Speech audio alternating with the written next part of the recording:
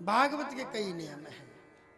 और उस भागवत में हमें देवी स्थान, अपने पितरों के स्थान, जो हमारे पूर्वज हैं इनका शरीर त्याग चुके हैं, उनकी मृत्यु हो गई है, वो भूत प्रेत पिशाच यक्ष राक्षस ऐसी योनियों में डले हुए हैं, इनसे प्रार्थना करना चाहिए कि हे देवों, आप जहाँ कहीं भी हों आप आकर इस स्थान पर बैठिए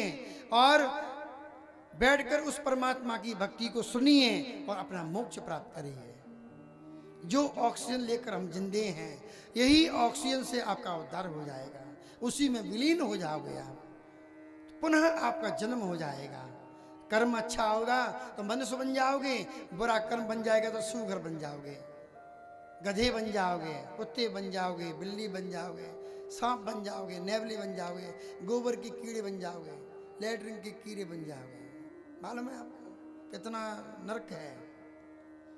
कुत्ते के अंदर में कीड़े पड़ते ना सफेद कलर के, गोबर में पड़ते ना कीड़े, ये हम लोग तुम लोग बन बन के निकल के आए हैं।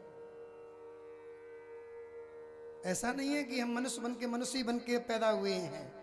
हमने सब कुछ देखा है। अब ये मनुष्य है, अब यहाँ पे आकर अपना कर्तव्य करना है, खाना पीना, रोटी सब्जी दाल चावल, घर की व्यवस्थाएं, नौकरी व्यवस्थाएं,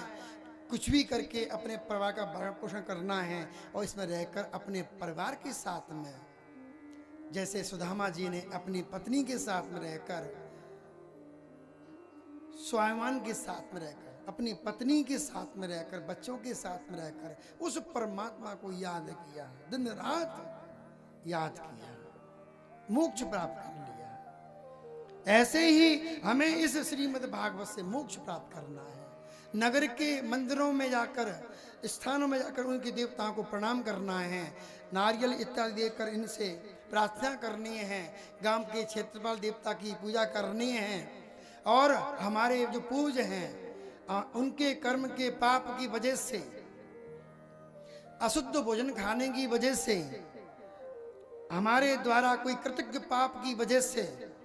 वो प्रेत नरक योनि में वास किए हैं, हमने कोई अधर्म के पाप किए हैं, तो हमें भागवत गंगा जी स्नान करने से मोक्ष नहीं होएगा जब तक आप प्रायश्चित नहीं करोगे। और प्रायश्चित किसके सामने करना है? जो सूर्य भगवान हैं। जैसे मैंने आज सुबह इनके घर में